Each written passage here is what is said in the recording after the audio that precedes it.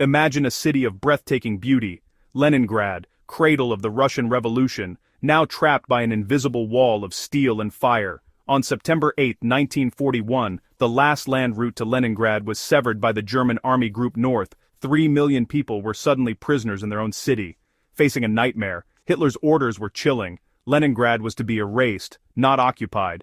The plan was simple: shell, bomb, and starve the city into submission. Leningrad, birthplace of Bolshevism, was to be destroyed as a symbol. The people inside, artists, workers, children, were seen as obstacles to be eliminated. The first days brought disbelief. How could a modern city be so utterly isolated? Air raids became daily terror, targeting not just military sites but food warehouses and homes. The Badaev warehouses holding much of the city's food were bombed, sending a plume of black smoke over the city, a horrifying omen. Defenders, both soldiers and civilians, dug trenches in parks and turned buildings into fortresses. Every able person was mobilized.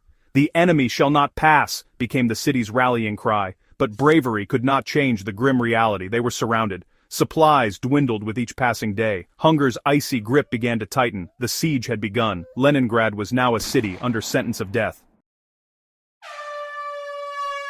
Before the war, Leningrad was a vibrant metropolis. Shipyards, factories, universities, and gardens alive with people. Operation Barbarossa shattered that world overnight. For Hitler, Leningrad's capture was strategic and symbolic. For Stalin, its defense was a matter of pride and survival. The city's population swelled to nearly 3 million, including refugees, straining resources to the breaking point. No one was prepared for the siege's length or severity. Authorities tried to maintain normalcy, schools, theaters, but bombings and hunger made it impossible. Infrastructure collapsed, water mains shattered, electricity failed, public transport stopped. People trudged through snow and rubble for bread or work. The city became a frozen, silent ghost of itself. Hunger and cold replaced the rhythms of daily life. Leningrad teetered on the edge of extinction. Field Marshal von Lieb led the German siege, ordered to encircle and starve the city, not storm it. Inside, Andrei Zhdanov enforced brutal discipline, executing suspected defeatists. Marshal Voroshilov's failures led to his replacement by General Zhukov, whose ruthless leadership stabilized the front. Zhukov's iron will halted the Germans at the city's gates, mobilizing every citizen for defense. But the siege's true story is about ordinary people condemned to endure. 11-year-old Tanya Savicheva's diary recorded the loss of her entire family, one by one. The Savichevs are dead, only Tanya is left. Tanya was eventually evacuated, but starvation claimed her too. Her diary became a symbol of the millions who perished. The city's survival depended on both military command and the resilience of its people. Every day was a battle against despair, hunger, and death. The siege was not just a military campaign, it was a war against humanity itself. Leningrad's defenders, both famous and forgotten, became legends. Their suffering and courage would echo far beyond the city's walls. The world would come to know their story through fragments, like Tanya's diary. In Leningrad, survival itself became an act of defiance. The condemned refused to surrender. The German plan was monstrous: bomb food depots, shell the city, and wait for hunger to do the rest. The Soviets responded with total defense. Red Army, Baltic Fleet, and civilians all mobilized. Factories became arsenals. Workers toiled on starvation rations, collapsing at their posts. Z.E. Mantra. Everything for the front. Scientists at the Vavilov Institute starved rather than eat their priceless seed collection, preserving hope for the future. Survival became a science. Bread from sawdust, soup from wallpaper paste, foraging for weeds under snow. Parks became vegetable gardens. Apartment collectives pooled resources. Every scrap of food and fuel was precious. Communal survival was as vital as any weapon. The city's endurance was a testament to human resilience. Against a strategy of extermination, Leningrad answered with ingenuity and solidarity. The will to live became its greatest weapon. Bread was life and death in besieged Leningrad. Rations shrank to as little as 125 grams a day, half of it sawdust and sweepings.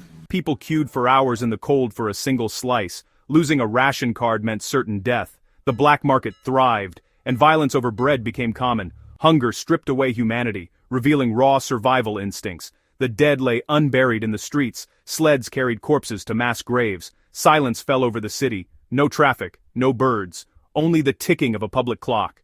Pets and rats vanished, consumed by the starving. Cannibalism, once unthinkable, became a grim reality. The NKVD hunted those who killed for flesh. The blockade slice became a symbol of both hope and horror. In Leningrad, bread was the line between life and oblivion. The city's soul was tested to its breaking point. Leningrad's only hope lay across frozen Lake Ladoga, the road of life. Trucks braved artillery, bombs, and cracking ice to bring food and evacuate the weak. Drivers navigated blizzards and enemy fire, risking death with every trip. Over 1 million civilians were evacuated, though many died en route. The death caravans carried living skeletons out, while supplies trickled in. The road of life was a miracle of logistics and courage. It could never end the famine, but it kept the city alive. The knowledge that help was coming gave people strength to endure. The road was a crack in the German iron ring, a symbol of hope. For 2 winters, it was Leningrad's fragile lifeline. Without it, the city would have fallen. The road of life was both salvation and sorrow. It proved that even in hell, hope could find a way. Amid starvation, an act of artistic defiance stunned the world. Shostakovich's Seventh Symphony, dedicated to Leningrad, was performed in the besieged city. The orchestra, decimated by hunger, was rebuilt with musicians recalled from the front and given extra rations. They rehearsed in freezing halls, barely able to hold their instruments. On August 9, 1942, the day Hitler planned to celebrate victory, the symphony thundered through the city. Soviet artillery silenced German guns so the music could play. The concert was broadcast citywide and to enemy lines. Starving musicians played with unimaginable passion. The performance became a legend, a declaration that Leningrad's spirit was unbroken. It was psychological warfare, a message to the world. We are still alive. The symphony was more than music, it was the roar of a city refusing to die. Even in darkness, art and humanity endured. The Leningrad Symphony became the city's anthem of survival. After the worst winter, hope returned. The road of life brought more supplies, victory gardens yielded food, but the siege dragged on, daily shelling, constant threat. The Soviets planned Operation Iskra, Spark, to break the German ring. In January 1943, 2 armies attacked, crossing the frozen Neva under fire. After brutal fighting, the blockade was broken on January 18th. A narrow corridor opened, trains brought food at last. The city rejoiced, but the siege was not yet over. Full liberation came a year later in January 1944, after a massive Soviet offensive. Leningrad celebrated with an artillery salute. The siege had lasted 872 days. Over 1 million civilians died, most from starvation. The city survived, but at a staggering cost. Leningrad's endurance became legend. The Siege of Leningrad was suffering on an unimaginable scale. Over 1 million dead, a city in ruins. But behind the numbers are stories. Tanya's diary, the starving scientists, the musicians who played through hunger. The city's legacy is sorrow and pride, etched in memorials and memories. Leningrad's defiance inspired a nation and became a symbol of resistance. The siege warns us of the darkness humans can inflict, and the resilience we can summon. Even in the face of evil, the human spirit can create light. History is not just dates and names, it's stories of drama, heroism, and tragedy. The Siege of Leningrad is one of the most powerful. Seek out these stories, remember the victims, and learn the lessons paid for in blood.